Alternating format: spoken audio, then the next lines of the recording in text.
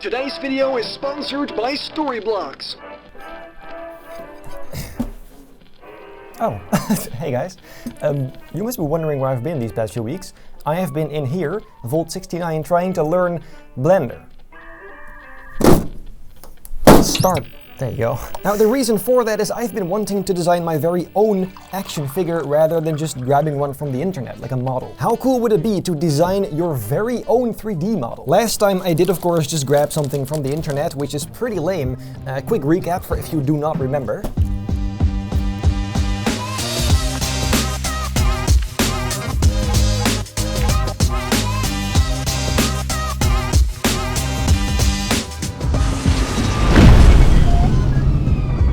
Now comes the part I am most scared of.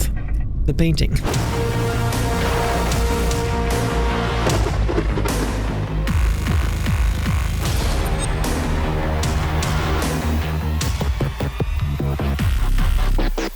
This time around we will start with the modeling and then the printing and the painting. Maybe we can even try and design like a box for it, as if it's an actual collectible figure. Dude, this is gonna be just like a massive design project at this point.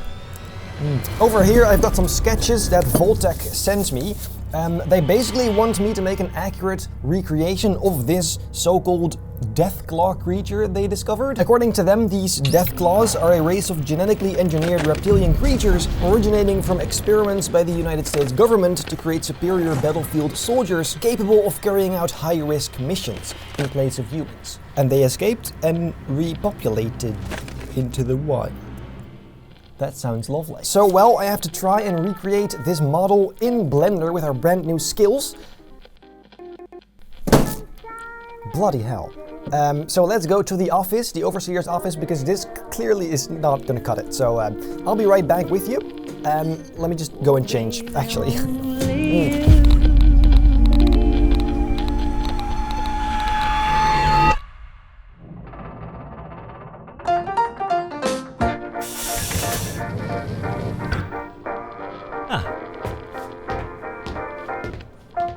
Okay, it is very weird to now have to say I'm gonna open Blender instead of Photoshop, but let's open up Blender. Now, today I'm still not gonna go too far into detail because first of all, I myself am still learning as well, but also it's just not that kind of video. If you wanna know, I followed the iconic donut tutorial from Blender Guru, but only up until the sculpting part. I didn't want to overwhelm myself by learning every aspect about Blender, when really all I need for now is just the modeling part. This is for printing only, after all. Anyway, I began with just a single shape, which I added a subdivision surface to. And for those completely unfamiliar with 3D software, a subdivision is basically just a way to add definition to the mesh of your model, allowing you to add finer detail. And this specific modifier in Blender does that without baking it into your model just yet. It only looks like there's more detail now, making it look nicer while working on it, and also making sure you don't have to deal with performance issues. With this base, I began extruding parts to create a very rough outline of my Deathclaw creature. I was using various images as reference, and this will mainly be based off the version from Fallout 4 and 76. Still, it's not going to be 100% accurate, so consider this my own version of it, my interpretation. Getting a hang of how all these tools work is really quite the hassle. Unlike Photoshop, there's a million trillion tools here, shortcuts and just other bullshit. And most of it isn't as straightforward as photo or video editing, for example. Luckily, I tend to have a good vision though, so for now the main thing holding me back is the technical side of things. My initial idea was to try and create Power Armor, the T60 model,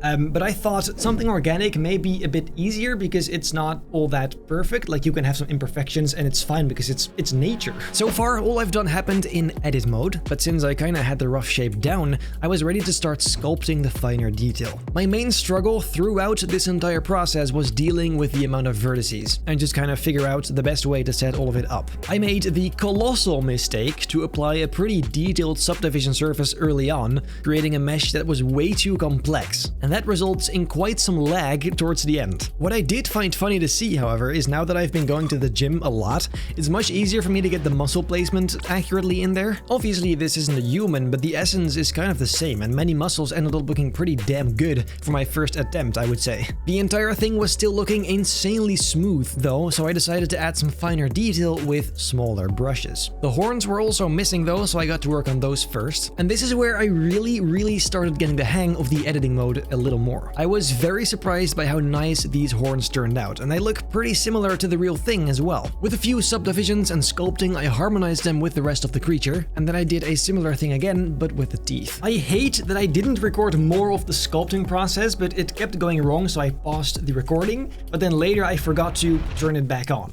So, well, there you have it. I began adding texture to the creature as well, because I wasn't a fan of this butter smooth finish. And yes, for that I definitely needed to do some googling, because I had no idea how that worked. I really tried giving it that scaly kind of finish, and with a ton of trial and error, we got a reasonably nice result. It was at this point I also realized he doesn't have the spikes on his back yet, so similarly to the horns and the teeth, I used separate objects to put those in place. And guess what? From there, it's really just more of the same, more sculpting, so much so that I almost lost the will to live. What is also fun to consider is most of this detail is going to be lost because the 3D print isn't going to be big enough for you to actually see all of that detail. So I was just too excited. It was working so well and I didn't really think of that anymore. And then I arrived at the single most infuriating thing I've experienced in months. Adding a rig to the model. Basically adding sort of a skeleton to your model to move it around and put it in cool poses. I honestly don't even know how or why, but this kept going wrong. The bones just wouldn't connect, it wouldn't actually work. Eventually though, I got it to work, and that's when my far too complex mesh would backfire hard. This is footage of me trying to rotate a bone in real time. That is how laggy it was. Putting this guy in his final pose took like over 2 hours and I genuinely started tweaking. But we got there, and I have to say, I am baffled by how fast I was able to put this together. So far, I spent 3 days making a donut by following a tutorial and then modeling this. I really like how this turned out, and I've learned surprisingly much by just doing this single model. Still, it wasn't fully done though, because we end up needing to print this. That means cutting this up into separate pieces is a must, both for its size, but also optimizing the orientation of the pieces for the best printing result. I also made this little base platform with a tiny Fallout sign on it. Seemed like a fun detail to finish it off. Also convenient, saving these files as printable files is actually really easy. Just save as STL. And I was kind of dreading that because I thought that was going to be very hard. I need to figure that out, but I didn't. It was that easy. So I guess now comes the point where we actually print this out. We just have one little problem. The last known working 3D printer is located at the Voltec security compound, which is all the way somewhere else. And last I checked, it was also abandoned, said to be contaminated after some experiments went wrong. I'm not sure what that means, but I won't stick around long enough to find out, so let's get a move on things. Also great, this vault has never been breached, meaning that I have never actually been to the surface.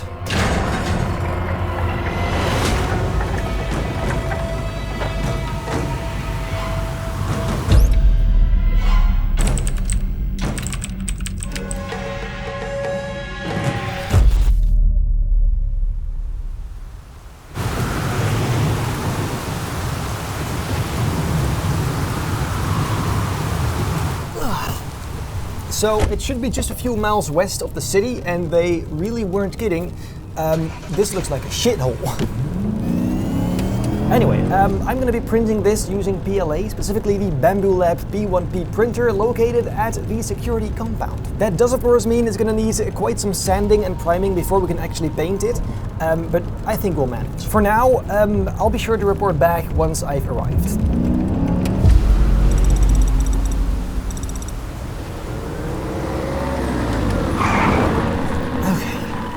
Well, let's get to it.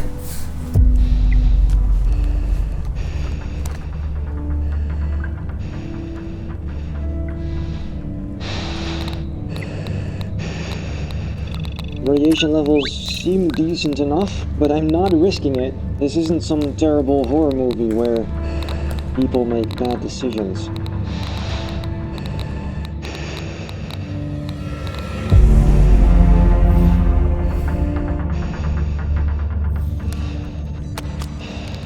Let's hope all this works. Importing files now.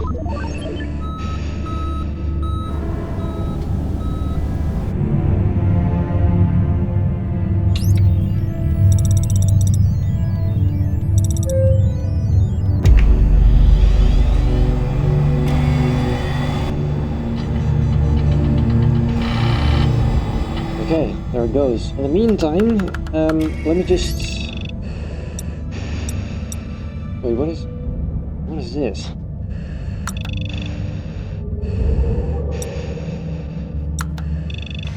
Attention Vault-Tec Propaganda and Marketing Division. This message is strictly classified for authorized personnel only. If you're not an official member of Vault-Tec's outreach team, please cease playback immediately and report to your nearest supervisor for memory realignment.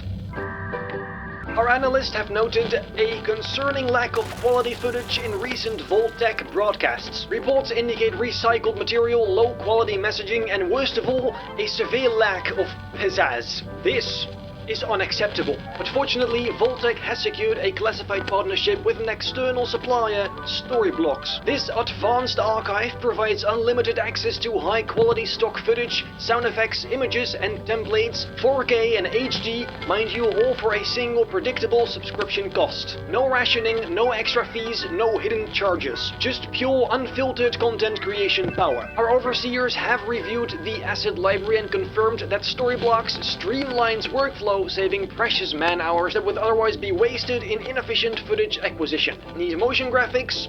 Done. Need title animations? Done. Ensuring even the most creatively bankrupt among us can produce Vault-Tec approved media at record speeds. And the best of all, everything you download is 100% royalty free and clear cut for usage. To get started with unlimited stock downloads at one set price, visit storyblocks.com/BennyProductions in the link in the description. And remember, this partnership is strictly confidential. Non-authorized personnel must not redistribute any of this content. Vault-Tec's reputation depends on it. Yep, I was definitely not supposed to see that, but let me just transfer that to my big boy, because that seems useful as hell. Yeah, that's not great. We better hurry the hell up. Thank God printers in this universe work so fast.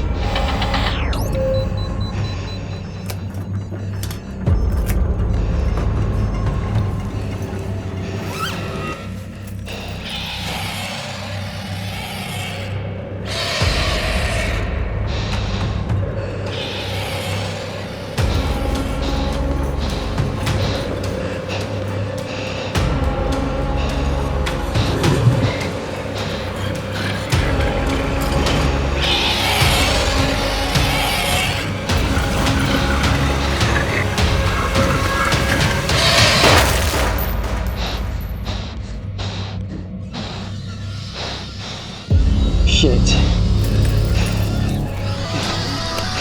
We don't have time for this.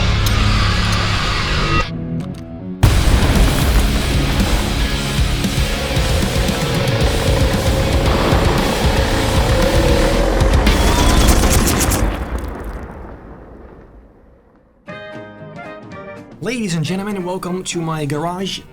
First, we need to get rid of all these supports. As you can see, this is just for holding it up while printing.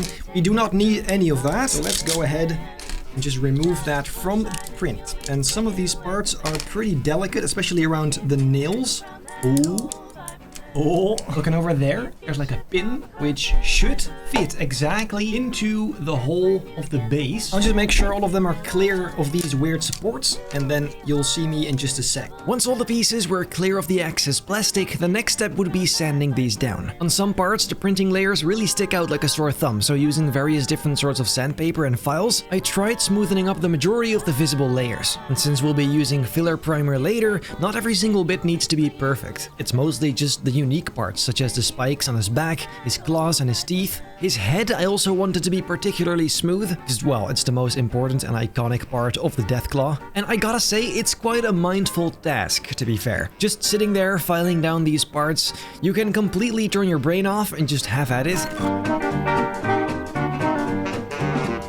If you hang around that old Viper. Once I was satisfied with my parts, it was time to glue them together and prepare for priming. I'm using Loctite all-plastic 2-part glue, and this is also the reason I didn't add pins and holes to the different parts to connect them, because this particular glue really bonds the plastic together with a chemical reaction, and I was very confident that this would hold just fine. And well, it did. Actually baffling how strong this glue is. Take one hit and you'll be swinging with the band when you hang around that old Viper man. once the whole thing was assembled, I just had to take a moment and appreciate it, because damn, it's big, but also bulky. Really the exact kind of vibe I was looking for. Finally, for this step, this plastic putty would ensure the noticeable gaps are filled up. It looks terrible now, of course, but outside, this would be resolved. I began adding various thick coats of filler primer to prepare it for painting, but also making it just a bit more smooth. This is a nice and thick primer, so if you do spray it on thick, it has the ability to fill up small gaps and imperfections. Pretty much perfect for what I'm trying to achieve here. After 4 or 5 coats and some additional plastic putty and filling, I called it good, meaning it is now time for the hardest part, the painting. That old viper man. Now, maybe it's the heat, or I'm starting to feel the effects of radiation sickness already, but I just couldn't get myself to film this entire process in detail. It is still such an experimental thing for me. I don't do things very structured, it's a lot of trial and error, and constantly moving the camera and hitting pause and play without even knowing if the footage is relevant, that just slows down the process an insane amount. I really just wanted to focus on the result instead, so that's what I did. That said, however, last time I did this, it wasn't all that exciting. A xenomorph is very much just a black and grey creature, and the same goes for most of the rock it was standing on. Now, however, it is a tad more nuanced. Deathclaws come in various colors, but generally they're grey or brown, sometimes with a lighter shade of beige on their chest and bottom half of the body. I'm also going with a bit of a different approach this time, first painting the base colors on and afterwards using washing techniques to make it look a bit more weathered and realistic. This particular step, this whole thing, painting, is just not really for me, I'm noticing. I just don't like it, and somehow I don't have the patience for it either, which is kind of strange because somehow I do have the patience to make this entire video like a movie for no reason at all, but well, I'm a strange guy, I suppose. Either way, after a shiny layer of clear varnish and placing it back on the base plate, the process for creating the Deathclaw seems to be pretty much done.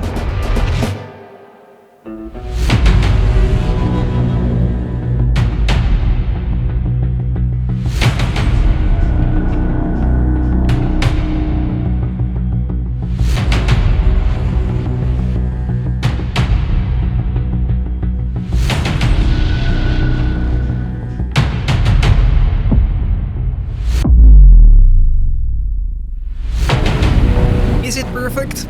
No. It also doesn't really look like a Deathclaw, like I said earlier. The face is pretty different, but I still do like it a lot. And besides, the Deathclaws from New Vegas look completely different from the later versions anyway, so just consider this another version, another interpretation. I just really love knowing that I actually fully made this myself, rather than just copying someone else. That feels like more of an accomplishment to me.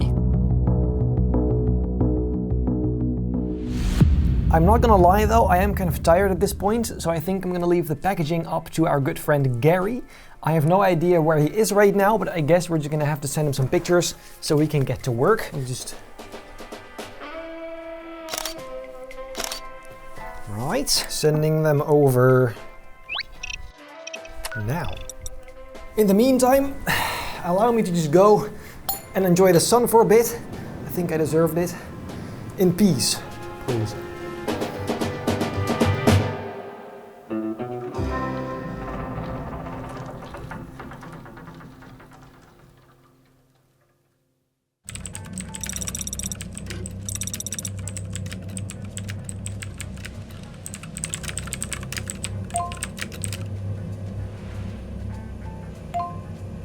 Oh, bloody hell, it's Benny with the finally! Took him long enough. Ladies and gentlemen, let's get straight to it! Now, let's see. First, I'll make a nice shape. And begin right over there. Then probably till about here. And there you go. We'll just flip that around to the other side. And then make that a bit taller. There you go. Then we'll make this just a little bit bigger, like so. And what I'm already gonna do is kind of subtract the arm from that. See, just something like that. Pretty lovely. And then this right here is where the magic starts. Let me just put in a metal texture. There you go. Just gotta make that a little bit brighter. And then immediately after, I'll put a hue and saturation adjustment layer, just like that, which is going to serve as a kind of paint. And the way I'm going to go about this is just kind of paint some of that stuff on the edge, or really just removing it from the edge to make it look as though this is like a corroded metal edge. where the paint has just kind of come off. That is bloody lovely. Look at that. Amazing stuff. Does it actually look good? Yes, it does. Just gonna do that all over the edges, just like so. There you go. That's bloody good. Then I'm already gonna put some more elements in place, such as this little banner down here. And that is going to be some sort of yellow, I suppose. Inside of which we'll put some text, something like premium. We need a bit of a wide font for that. How about that?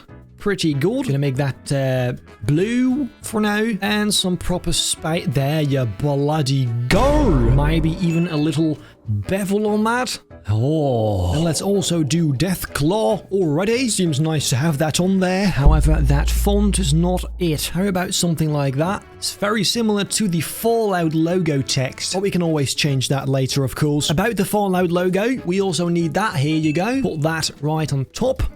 Although we probably also need Benny Productions in there somewhere. Benny Productions. Here you go. Make those two a little bit smaller as well. And then just add in between, I guess. Trademark symbol, registered symbol, and just a little bit bigger. Right. Then, just gonna enhance this a little bit by making some of these edges a bit corroded, actually. Obviously, this is a little bit too perfect. Here you go. Nice and uneven. Just some of that completely chipped away. Then a little bit of an experiment here. What happens if we put some of this on it? See what happens if I put that on, probably something like that. And we were to just paint a little bit on some of these edges over there. Or is that a bit too much? No, I think that is actually pretty damn cool. It can't be too much though. It has to be nice and subtle. So I think something like that should be more than plenty. There you go. Nice and old and rusty. I love it. As for the Deathclaw itself, let's add some subtle highlights. I mean, you know Benny, he loves his highlights, so let's put those in. Gotta be sure of it. And clearly Benny didn't really take his time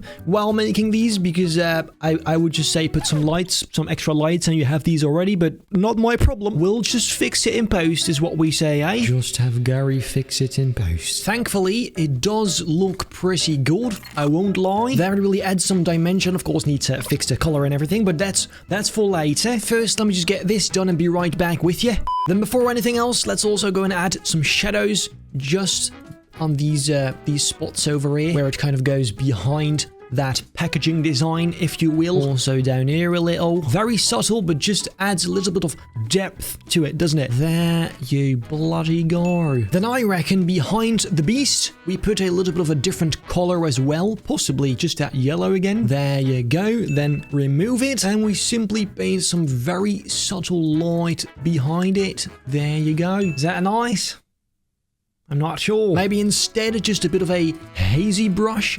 There you go. Now that definitely looks interesting, eh? Make that a bit more reddish, a bit darker possibly as well. Very softly fade that out towards the edges. Now isn't that bloody good? I reckon it is. Could even add some very bright areas like this right behind him. Not sure, maybe that has a nice effect. Let's see. Yeah, that is quite nice. Alrighty, let's just do this. Now, there's one more thing I wanted to try. That is using some of these bad boys to maybe just add a little bit of detail on the edges. Not sure if that will work, but only one way to find out. We could, of course, add some depth like this, and maybe a little bit of a drop shadow too, so it looks like they're actually on there. Beautiful. And then we simply go ahead and copy them over like that. There. And we could even remove a few of them. There you go. And then just put like an outer bevel, as if there's just one missing. Amazing. It's that attention to details that makes it look good, guys. Some extra little finishing touches on that background, possibly. And then I think it's pretty much just good. There you bloody go. I like it. I like it a lot. I might make a few more changes, but then after that I'm going to move on to the sides and top and bottom, and then should be done. Now, let's already contact Benny, so by the time I'm finished with this, he'll be here to come pick them up. The hell was that?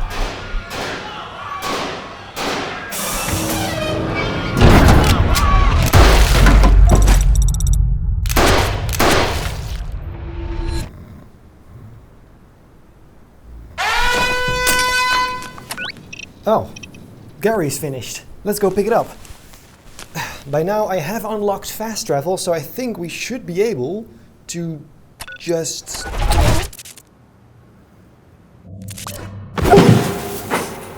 Bloody hell.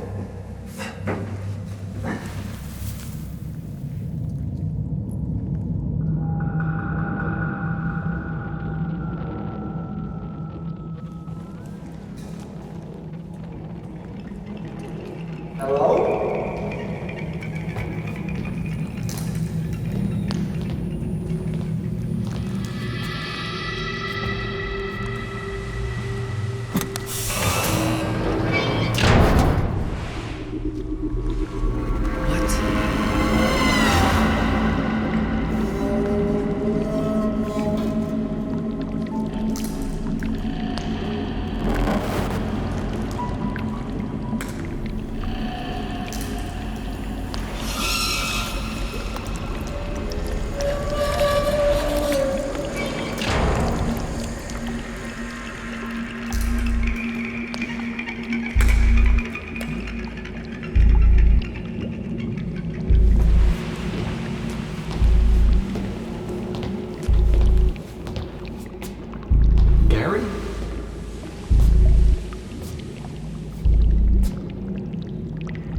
We've been expecting you. Wait, this is how you kept coming back? You cloned yourself?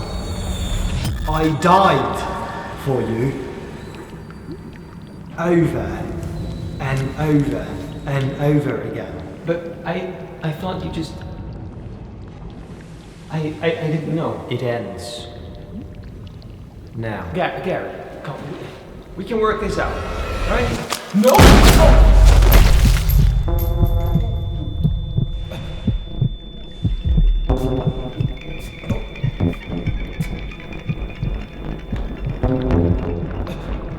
Why? You couldn't possibly understand. No!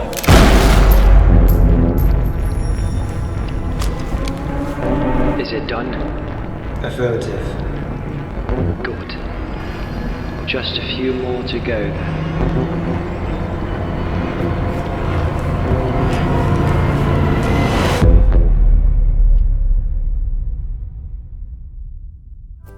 Ladies and gentlemen, if you're wondering what in the bloody hell you just watched, I am right there with you. I have no idea why I made this video the way I did, but I thought halfway into producing this, let's make this just the most insane piece of content I've ever made. And I did. I made props for it, I got some clothing, I made a whole costume, I printed this just for this video, and this kind of bullshit like a Nuka-Cola bottle. I spent too much money, too much time, and way too much effort making this video. However, I do love the way it turned out. I just really like experimenting with new techniques, new things, even though I'm not at all a VFX artist. I did try to be one. Also, this is the result for the box I made for the Deathclaw. I kind of skipped over it in the video itself because Gary got shot again. But I also thought it'd be fun to kind of include a backstory on how Gary keeps dying but then coming back. So it is kind of an open ending. If this video gets many views, I could continue the story somehow. But until then, I suppose like this video, subscribe, send it to your friends maybe. And then I hope I'll see you in the next video.